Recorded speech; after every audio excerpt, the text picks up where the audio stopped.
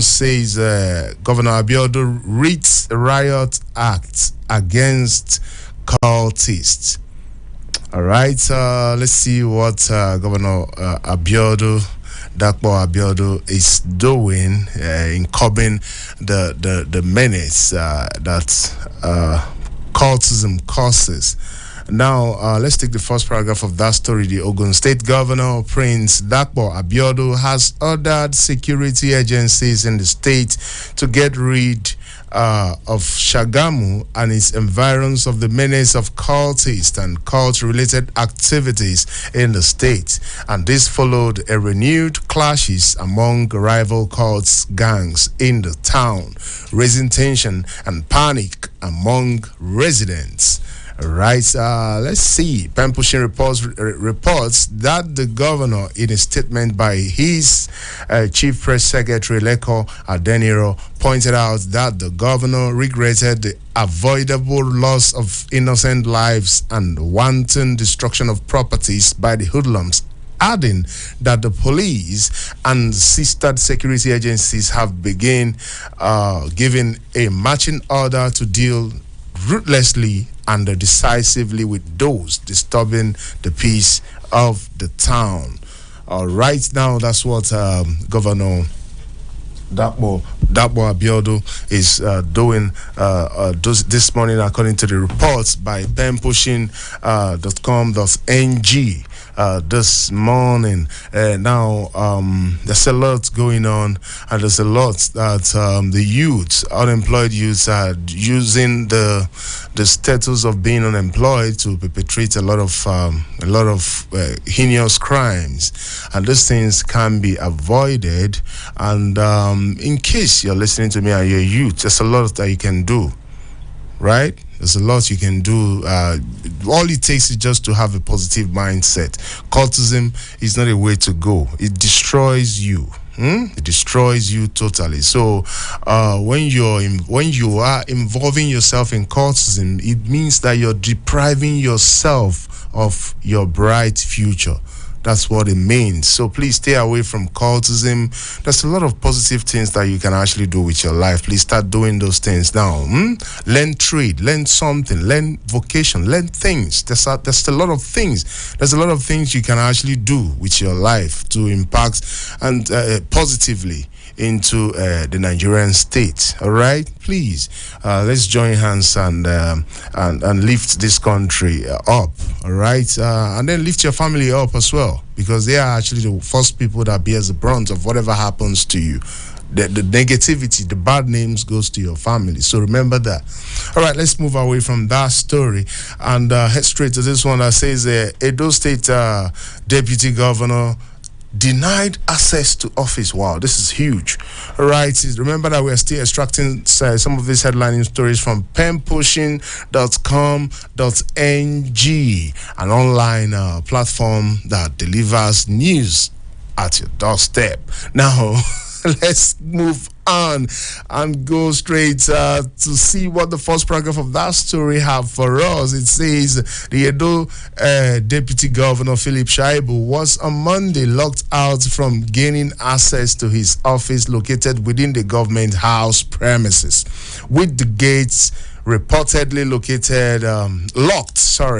with the gates reportedly locked with chains and heavy padlocks when he arrived there. Wow, I think this is very important for the people of Edo State. So let's just read it a little further and see the kind of sense that we're going to make from that story. The Pen Pushing still says that reports that the deputy governor and his boss, Governor Godwin Obaseki, were reported to have been at loggerheads for a while, necessitating relocation of his Shaibu office outside the government house. The shocking development was linked to the feud between the duo, which was more pronounced when the deputy governor was to access his office and had to be locked outside, just as he claimed that he has no communication of the said relocation of his office. Now, that's how far we can go on that story. No, of course, there's been this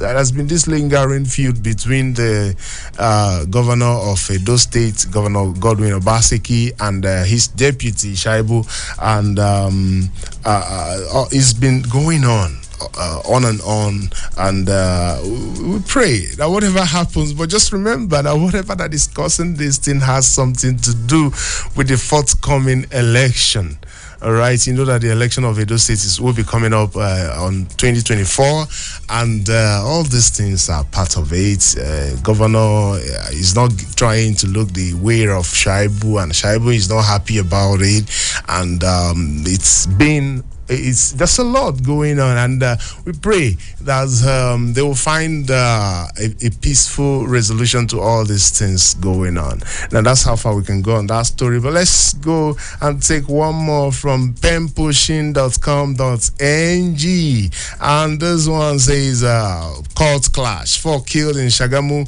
All right, it's still the same story that we read earlier on for you, but this one is actually the big one, and it says Obasanjo disowns acclaimed wife. Wow, this is big and huge as well, and that's why we're reading that. We're going to read it out for your listening pleasure.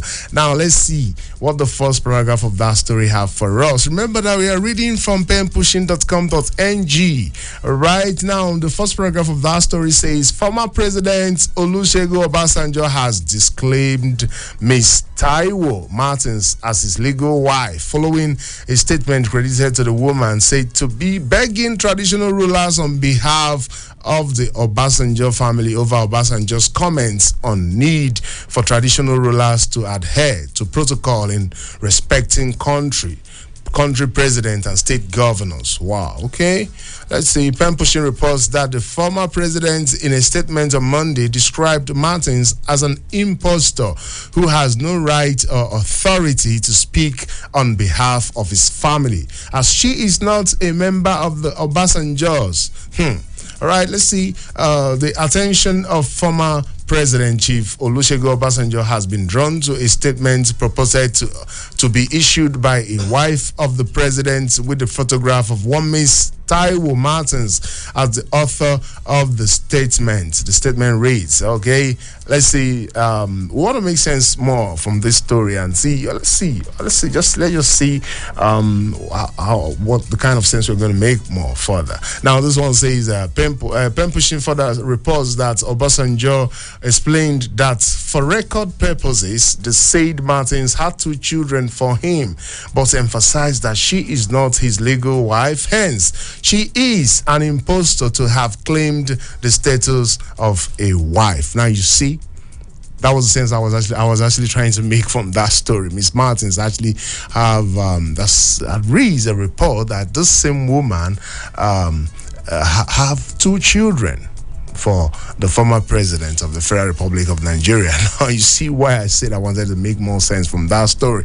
All right, that's how far we can go. When we get to our discussion segment, we're going to do more justice to this particular story. But let's just go straight. Let's go straight to the Punch newspaper and make more and see what Punch newspaper have for us. We've actually moved from the penpushing.com.ng straight to the Punch newspaper right now. And this one says Obi won on social media but lost presidential poll. Olatubora San is saying this morning. Let's see what the first paragraph of that story have for us. It says in this interview, let's see. One thing I will say straight away is that whoever as candidate intends to approach the law court or election tribunal for perceived injustice in the conduct of election or redress of perceived injustice must be prepared very well. All right, the petitioner must be prepared even before the election to look into the possibility of ending up the race in post-election courts. That is election tribunal, and that will mean that from the moment you are assigning your polling agents to the various units, you give the necessary training of what to look forward to and the notes to take. All right, that's how far we can go on that story. I think it makes more sense from what the Sun is saying.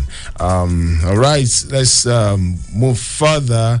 But if there is anything I've learned from this past election, is actually the fact that our politicians, no matter how you look at it, they are evolving. Can't you see? And the electorates are equally evolving. Like people can be able to come out and tell, politicians can be able to come out and tell their followers that, listen, there is a place that we can get justice. And then their followers listens. So it's something that shows advancements in our polity. Don't you think so? Like, we are going to get a redress in the courts, and their followers listens to it. So it can only get better. I'm not saying that it's holistically good, like everything is all good, but it can only get better. From this point, advancement, we now advance to the next one, and we advance to the next one, and then we get better, isn't it? Don't you think so? All right, let's move further. And this one says, still on the Punch newspaper this morning, and this one says, FG NLC meeting deadlocked. Workers insist on demands. All right, let's see. It's very important to us. Of course, you know the kind of chaos it caused last 2 weeks when there was that 2 days nationwide strike. Outage of electricity was part of it. People suffered a lot. Phones were drained out, and a lot of things actually played out too. So, nationwide strike is not actually the way to go. That's what I'm saying. That's the fact I'm trying to bring out here. Now, it says, in a race to beat the deadline for the planned commencement of an indefinite strike that may lead to the shutdown of the economy, the federal government on Monday held a meeting with organized labor on post-subsidy removal palliatives for workers. Okay, let's see. The party hosted by the Minister of Labor, Simon Lalong, in Abuja, however, failed to reach a consensus as the Nigerian Labour Congress insisted that the FG must meet its demands ahead of the 21-day ultimatum issued on September 1 by the Congress. The union had on September 1st handed down the 21-day ultimatum to the FG over the delay in sharing of palliatives, saying it might be compelled to declare an indefinite labor actions if its demands were not met. Wow. Okay, in furtherance of its demands, the NLC mobilized workers for a 2-day warning strike on September 5 and 6th, 5th and 6th, partially grounding social and economic activities in several states with banks, ministries, agencies, and departments closed to the public in some states. All right. Now, of course, you actually experienced that particular incident, isn't it? We'll call it incident because it was actually an incident. Now, what are we going to do? What I think we are going to do is for the FG to listen to what the NLC is saying. All right, and then I still want the NLC to make it a little bit flexible, so that they can be able to reach a compromise, isn't it? Now, that's how far we can go on that particular story. When we get to our discussion segment, we're gonna do more justice to that. All right, so keep it locked on this dial. Now, this one says, why senators 8 was shot dead? Suspects. Wow. Okay, let's see. I think it has something to do with that. All those the issue of the past, the killing of the senators' aide. Now let's see. The Lagos State Police Command has arrested three suspects linked to the killing of Adeni Isani, a senior aide to the Senator Solomon Adeola, who is a lawmaker representing Ogun West at the National Assembly. The arrested suspects include, for the 3-year-old Lagosian Fred Okuno, 33-year-old Lucky Michael from Delta State, and 26-year-old Adedigba Shegu from Ibadan, Oyo State, confirming the arrest of the suspects while parading them before journalists on Monday at the command's headquarters in Ikeja, Lagos State. The State Commissioner of Police, Idowu Owohunwa, said that their arrest was made possible through a diligent investigation that was carried out by the police. Now, that's how far we can go on that story. Thankfully, positive result is coming out from that, and we believe that every other case, every other case that is shrouded in secrecy and a whole lot of other things like the Mobile story, I feel like more things will be unraveled. That police will do a lot to unravel some of the things, that is controversy surrounding, or maybe secrecy surrounding those cases. Now that's how far we can go on this particular story. Now this one says on Alafin of Oyo issue or news. It says selection didn't follow due process. It says Oyo Messi faction. Wow, that's a faction. Okay, let's see what the first paragraph of that story have for us. It says a faction of the Oyo kingmakers, Oyo Messi, on Monday said Governor Seyi Makinde had not approved the nominee forwarded as the next Alafin of Oyo over failure to comply with due process. Okay, now we read yesterday about the development in Oyo as regards to the circumstances surrounding the new king of the Oyo kingdom. Now, the Alafin called the Alafin of Oyo. That's the name have been. Or maybe a name have been forwarded to the governor of Oyo State since October last year, and then till today nothing has been done. The governor has not given his approval, and then there's a faction that has come out now to say that the reason was because the reason why the governor has not given his consent was as a result of the kingmakers not following due process. Now you know why. All right, that's why you need to be following us on this show whenever we are doing the headline news review every morning on Super Citizen and Sunrise on 93.7 FM right here on this channel. Now let's move away from that story and get you this one that says no easy solution to Nigeria's economic problems. US is coming out to say this morning.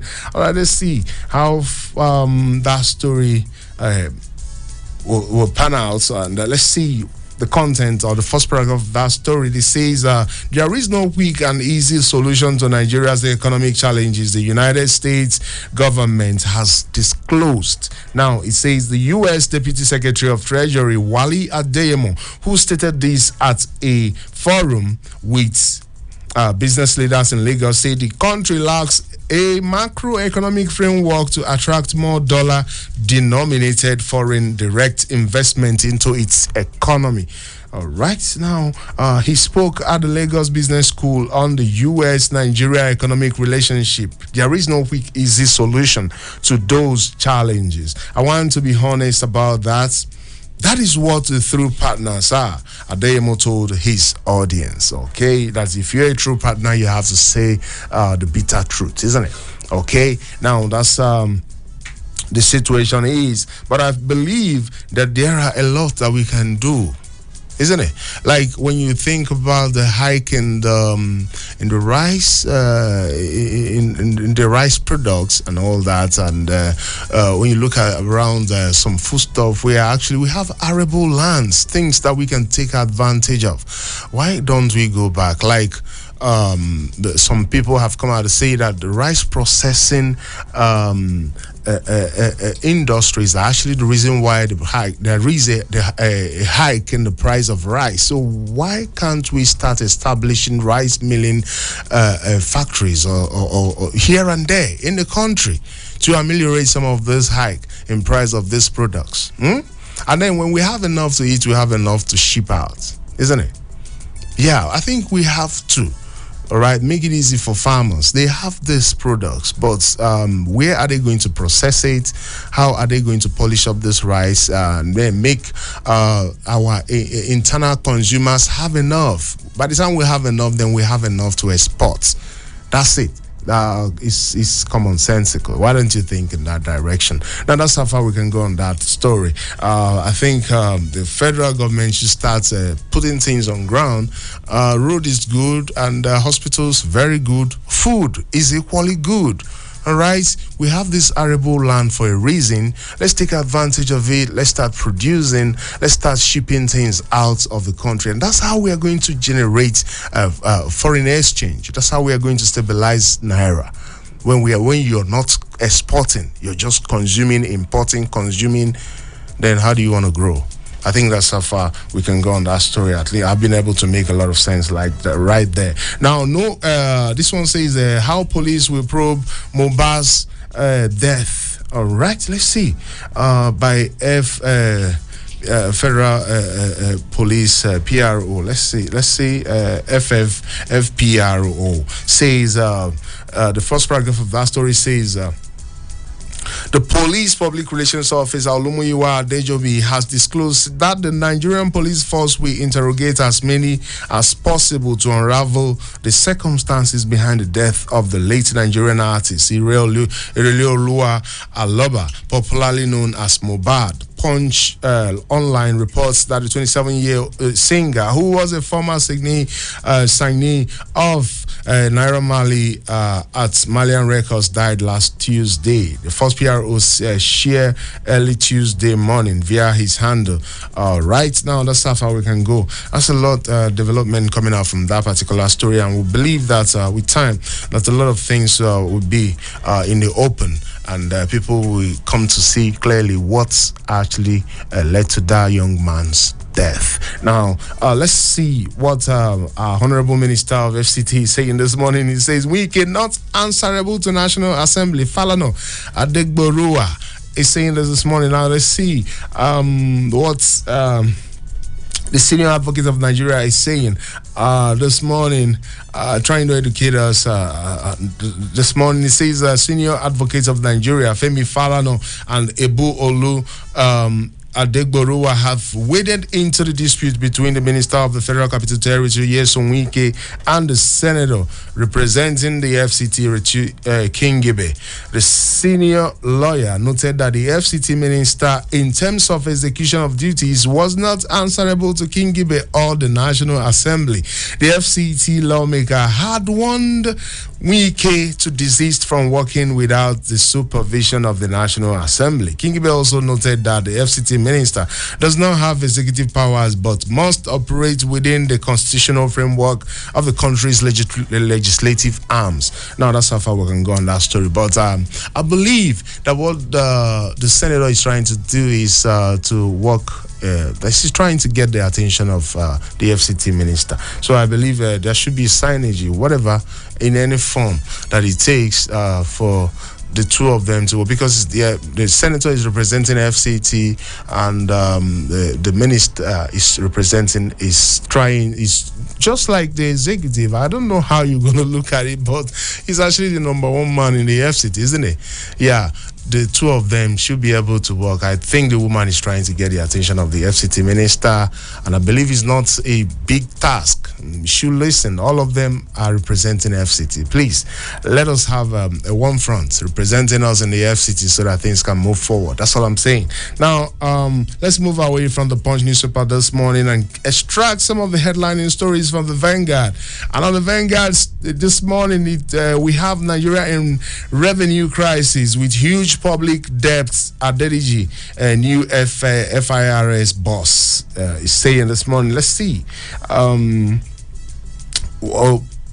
kind of sense we're going to make from this particular story. It says Adeliji, who stated this, let's see, the new chairman of the Federal Inland Revenue Service, FIRS, Dr. Zach Adeliji, said yesterday the nation is in a revenue crisis and required urgent steps to change the narrative.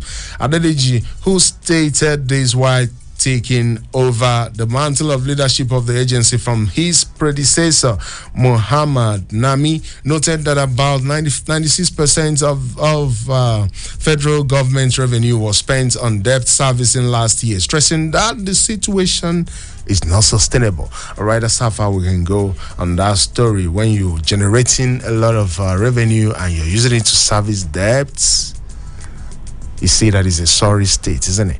All right, now that's how far we can go to extract more for your listening pleasure this morning. This one says Atiku Obi appeals raise concern over Supreme Court cases. It says a panel of 7 will deplete number of justices to 4. Senior lawyers have raised concern that ongoing cases at the Supreme Court will suffer delay during the 60-day period. Okay, write down. If you want to know more on that story, please try and visit any newsstand closest to you to do justice. We are reading it out from the Nation newspaper for you. Now, we read this particular story is actually coming up. We've read them earlier on, but let's still rephrase and see if we can be able to make further sense. Now, this one says FIRS recovers 4 trillion tax liabilities from NNPC Limited. Now, if you want to know more, just try and visit the newsstand. We are reading it out for you from the Nation newspaper this morning. Now, Tinubu Ramaphosa in investment talks at Onga. All right, let's see what the first paragraph of that story is saying. Of course, you know that the UN is having a meeting in the US. Now, it says President Bola Ahmed Tinubu yesterday emphasized that Africa cannot have a stable democracy in the presence of poverty of knowledge and people facing starvation. The president, who spoke when he met with his South African counterpart, President Cyril Ramaphosa, in New York on the sidelines of the United Nations General Assembly for bilateral talks, noted that democracy without food on the table is a breeding ground for what we consume the continent if care is not taken. All right, that's how far we can go on that story. If you want to know more, remember that we're getting it out for your listening pleasure right there in the Nation newspaper. Now, dispute stalls federal government Emefiele plea bargain. Wow, okay, this one is no longer fresh, just the way we expected. Now, let's see what the Guardian newspaper have for us, and read maybe 1 or 2 headlines from there, then we'll go straight to our discussion segment. Now, this one says the Nigerians bear 1 trillion metering burdens as CBN, World Bank backpedal. Wow. Okay, amidst a harsh economic reality and the gross failure of the Nigerian electricity supply industry, NESI, to deliver basic services, it appears that the masses may have to shoulder the responsibility of providing electricity meters worth. Okay, all right, this is actually the situation now, isn't it? Yeah, of course, that's the reality right now. People are buying their meters. That's the reality. I've seen a couple of people buying meters, buying 80-something thousand. You know, it used to be 60-something thousand, but now 80-something thousand. That's what people purchases these products. Now, what is actually the intervention situation that the federal government promised? That's what Nigerians are saying. Are the questions that Nigerians are asking now? You can make sense from, if you can make sense from this story that we just read for you, it simply means that the economic situation has affected the intervention of the federal government. Now, if you want meter, you can purchase with your own money. That's what it means. All right. Now let's move away from that story. Let's just anchor there and head straight to our discussion segment with Mr. Simon Salami. He's right here in the studio waiting to do justice to some of the headlining stories. Good morning to you, Mr. Simon Salami. Wonderful, Ekene. Good morning, my brother. All right. Now, the one that actually concerns us most is the issue of strike. We don't want to see what happened the last 2 weeks to repeat itself. And this one, if it happens this time, it's going to be indefinite. That's what they are saying. And with the developing story means that the discussion between the NLC and the federal government actually ended in a deadlock, and we want to know the kind of sense you're going to make from this particular development, Simon Salami. Well, I don't want us to hire a barber's chair and be moving around and around without any movement, all round and round, and no motion, but no tangible movement. You will recall that the NRC, after the warning strike on the 5th and 6th, gave the federal government a 21-day ultimatum. It's almost expiring. And they are now saying that this time around is going to be an indefinite strike. What a bad news. And yesterday, we were thinking that the former governor Lalong led team will strike a positive deal that will make Nigerians happy. But at the end of the day, Joe Ajaero, the NLC president, came out to tell us that yes, they had a fruitful meeting, as we could see that it is deadlock, or so to speak, that they have not agreed on the fundamental issues. This is sad, really sad. The good thing is this: the meeting is continuing. But like I keep on saying, and most right-thinking Nigerians are even saying it too, that look, as it is today, we have had one strike too many, and that strike is not the answer to it. The question that people ask again is this: if this is the only this is the only thing that the government understands, what do we do? I still want the federal government and the NRC to please, in the name of everything that is good and in the interest of the suffering masses, meet at the middle of the table and let us avert this strike. Strike is not the answer, but the government too should meet labor, union, and factor in the interest of the suffering masses. The hardship in the land is real. Okay, when we talk about strike, people don't really realize the kind of effects and the kind of impact the developments will bring, and they feel like, is it not just strike? But we saw what happened within the last one. We saw what happened within the 2 days of that warning strike, and the kind of the burden, the kind of hardship for that 2 days, just 2 days. We saw the kind of impact it had on our people. Electricity outage and a whole lot of other things. I just want to refresh in people's memory. And who is going to bear the brunt? Who is actually going to be mostly affected? Because that's the question. It's the people. Now, I want you to just still dwell on the impact and the kind of effect it's going to, if we have indefinite. Indefinite simply means that when it happens, we don't know when it's going to end. You know, that's what it means. So what are you going to, I just want you to dwell on that a little bit, the effect. Well, the shutdown, total shutdown, it is going and to it's going to be for days, shutdown of the economy, months. And it only means that our life is put on hold.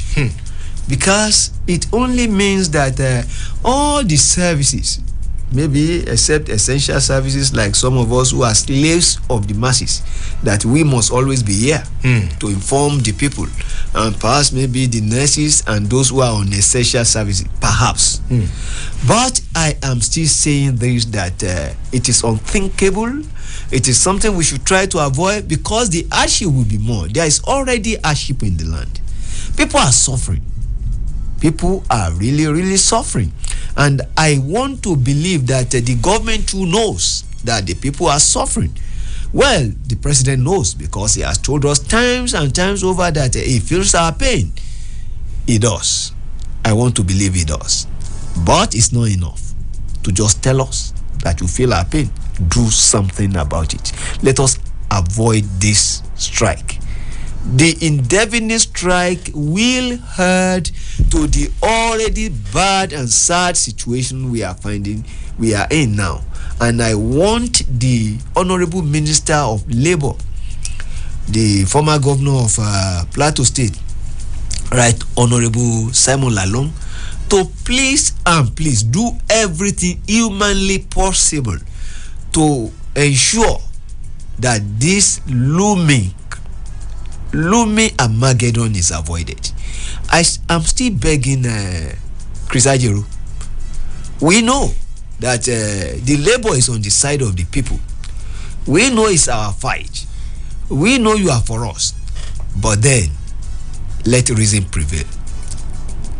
Let reason prevail. Okay. We saw how the former Minister of Labour Ngige handled some of these cases. It wasn't really satisfactorily. It wasn't.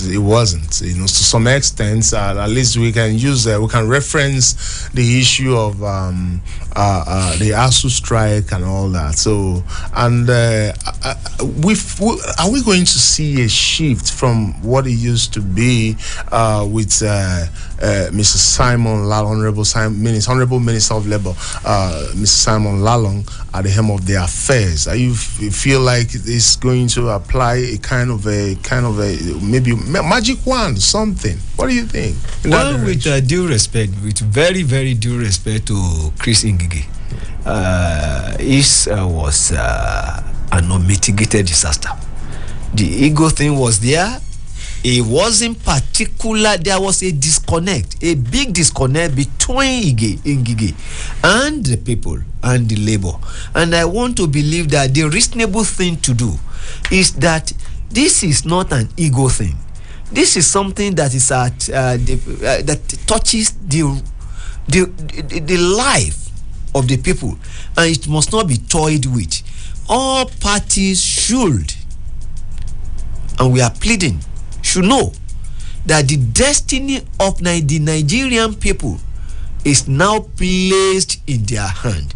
And while trying to discuss, to judge, to fashion out the way out of this quagmire, let the interest of the people be paramount.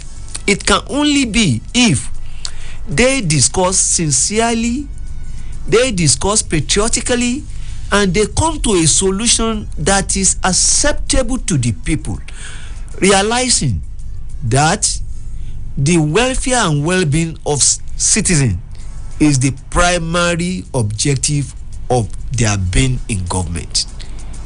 Let them do the right thing. All right, let them do the right thing. That's the word of Mr. Salmon Salami, a media consultant and a veteran journalist. Now, we want to shift from that. We actually dwell on that particular headline a little bit because of the way and because of how important it is to Nigerians. So that's why we dwell on it a little bit, so we can extract some of the things that might interest you. Now, let's shift our attention to this one.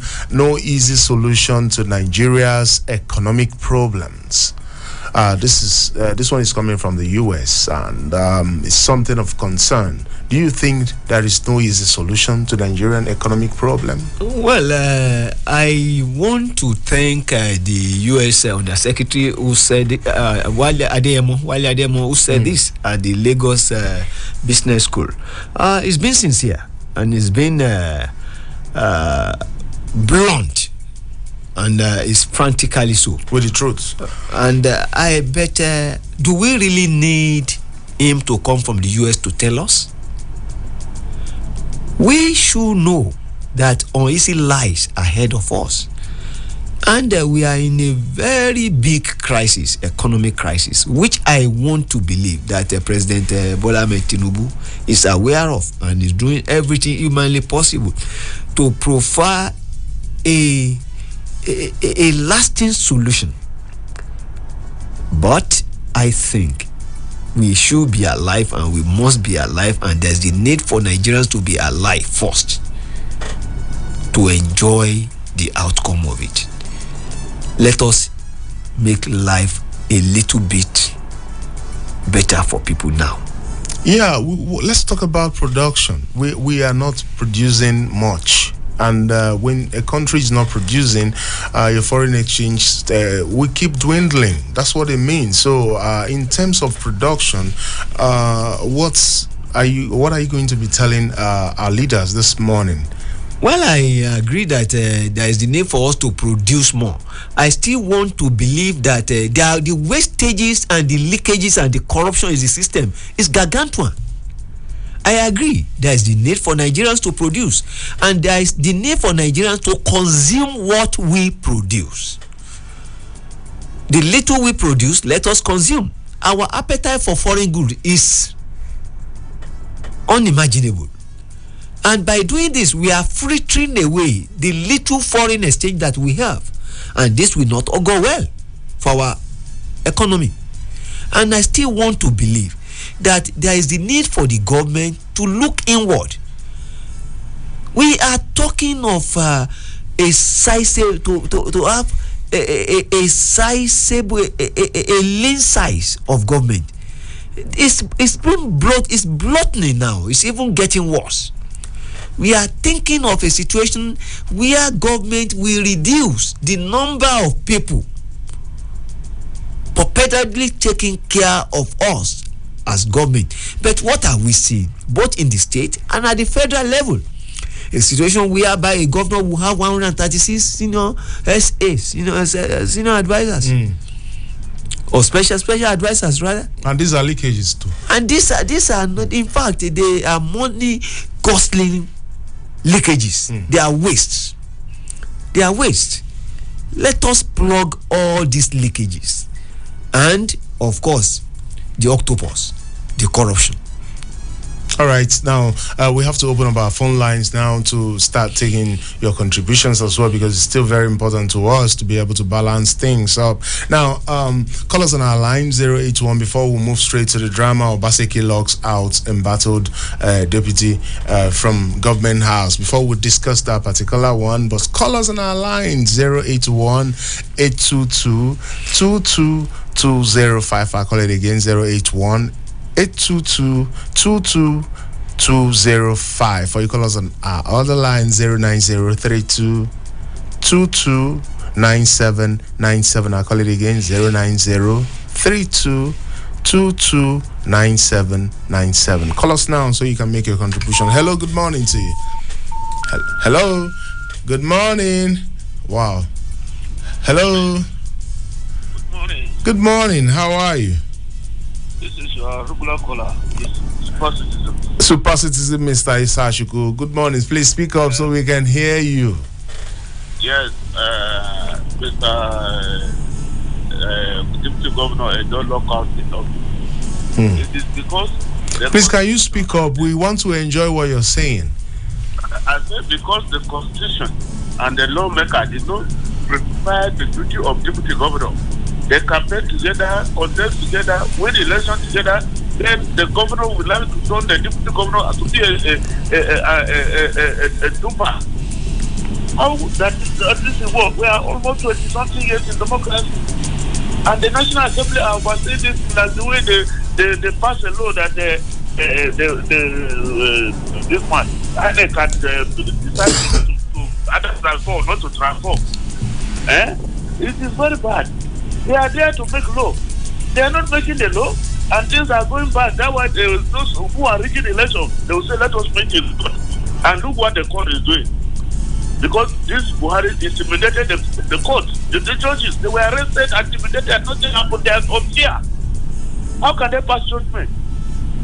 We are in telephone. And they say our economy is we are paying them. How can we not pay them? When the basket, you cannot use basket to fetch water. All right. Thank you very much, Mr. Sashuku. Thank you so very much for your contribution. And so remember that it's still time for you to make your contribution. And if you want to make your contribution, make it now. Now, what he's trying to say is the issue of Obaseki and his subordinate. That's the deputy governor. It's been on, and it seems as if there is no solution in sight.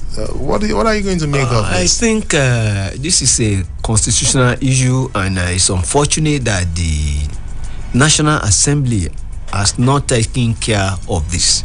The way it is, the deputy governor has no identifiable function under the Constitution other than that to some extent is a spare tire. And what do you do with a spare tire? You discover that you may not need a spare tire until the real tire or the real tires have problem. If the real tires do not have problem, the spare tire will remain what it is, a spare tire, and this is not good enough. And again, just as it's playing out in Edo State, a similar thing played out in Ondo State when Akeredolu went on medical vacation.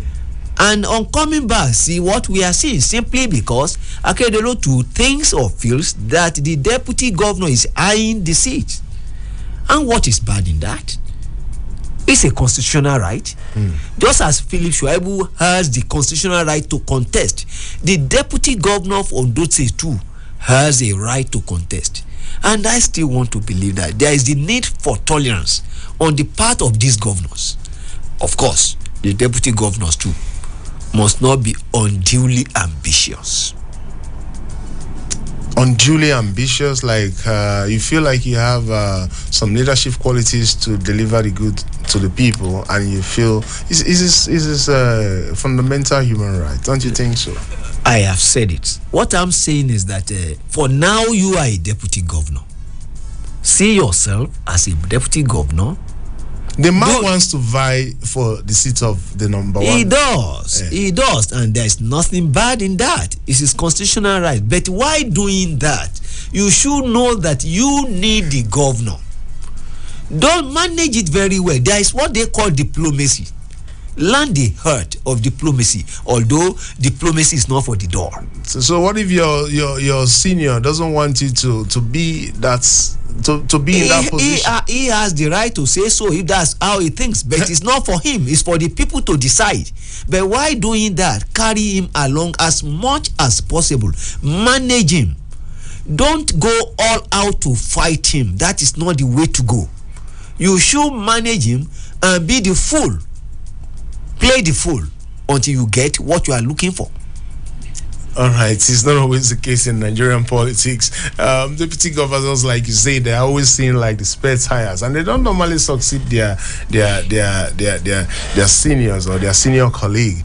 They don't normally. You will be shocked to know that in the last 21 years of this our experiment in democracy, it was only Zamfara State that the deputy governor then succeeded Ahmad Sani, Yeriman Bakura that time. And of course, what happened last? How did it play out? There is the need for tolerance. There is the need for political maturity. There is the need for them to learn the hard, intrinsic art of diplomacy. Honestly, the question I keep on asking is this: are these politicians out to serve? Is service to the people the ultimate? Well, until Nigerians begin to see the bountiful dividends of democracy, until there is food on the table for that so much, democracy will there will still be a question mark as to whether democracy, the way it is practiced in this part of the world, is suitable for us. I believe democracy is a good way of governance. What I'm saying is this: let us fashion out the democracy or democracy that will be peculiar and that will serve the needs of the African people. All right, that's what Mr. Salman Salami is saying this morning. Now, let's move to this one that says, Wike not answerable to National Assembly. This particular one, I really wanted to see, to do justice to it. Is the King Gibe, the senator, King Gibe, she's been on this one. And it's like she really wants something, a signage between the National Assembly and the Honorable Minister of the FCT. Well, Mrs. Iretik, Senator Mrs. Iretik Kingive should know a few things. One of such things is that there are three arms of government, and the FCT as an as the FCT, as we have been told now, is as if it is a state too. And if that is the case, where is the lawmaking arm of the FCT? I want to believe that the National Assembly makes law, and not even I want to believe that is the situation. The National Assembly makes law for the FCT, and as such, the senator has a right to say that to some extent Wike should listen to them. And again, I want to add that Wike is an appointee of President Bola Ahmed Tinubu. As such, he will defer to the president more than any other person. But then, in doing that, he should know too that there is a committee, Senate committee on FCT, and this Senate committee on FCT has an oversight function over what is going on in FCT. So it's a balancing thing, and I think if they are ready to work together, which they should do, because it's a teamwork, it is then and not until then that they will be in a position to deliver the bountiful dividends of democracy to our people. And that is what people are yearning for. That is what they want to see, not this rivalry or seeming rivalry between the minister and the senator representing the FCT.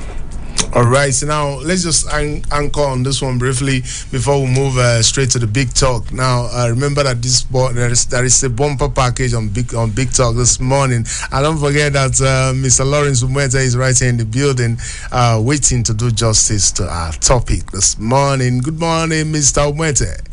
Good morning, Mr. Salami. Good morning, my brother. I think I will want to align myself with the submission of Mr. Salami concerning the FC. But I think the maybe it's the way the newspapers crafted the headline. Because I think what was the issue there is the FCT minister responsible to the National Assembly for the day-to-day running of the FCT? The answer is no. Because by our constitution, the president is the governor of the FCT, and he has delegated that power to a minister who acts on his behalf. So whatever is the day-to-day running, you want to construct one road, you want to clean up the market, you want to do stuff, you want to do stuff for education, all those kind of things, day-to-day running, the final bus stop is the president. But just like Mr. Salami said, the National Assembly is the legislative arm of the FCT, because there is no House of Assembly in the FCT. So it's just like in a state, while the governor is responsible for the day-to-day running of the state, when there are issues of budgeting, issues of some very serious issues, he has to work with the House of Assembly. He has to get permission. He wants to collect a loan and stuff like that. He has to get the buy-in of the State Assembly. That's simply it. I think it's just politics. Politicians playing politics. They all know where their power starts and where their power stops. You know, egos and everything, politics when it comes to play. But the truth of the matter is that if the FCT minister wants to be successful, he cannot do away with the National Assembly. That's it. Because the National Assembly in itself can frustrate you as a minister. And when push comes to shove, the president will always fall back on the National Assembly. He can sacrifice any minister just to get the support of the National Assembly. That's very, very important. So the FCT minister or any minister needs a balancing act. You know when to defer to the National Assembly. But the senator saying this is from the minority party. It doesn't mean, you see, the National Assembly is the National Assembly. It doesn't mean whether she's from any party. It doesn't mean whether she's male or female. What she's saying, those sentiments are shared by other senators. And it's not just a new sentiment. Apart from the FCT, there's been a lot of time. I remember during the first tenure of the Buhari administration, Our time is actually fast spent. Okay. All right. All right. I know we can go on and on. Thank you so very much, Mr. Mwete, for lending your voice right there. Thank you so very much. All right, let me get your response on that. Which one? Thank you so very much. Thank you so much, Ekene. It's always a pleasure. And also thank you, Mr. Salami. All right, thank you, Mr. Salami, for being a part of the show this morning. It's not the end. We are coming back, but let's just wrap up this segment. Thank you. Thank you very much, Mr. Ekene. All right, Big Talk is coming up next.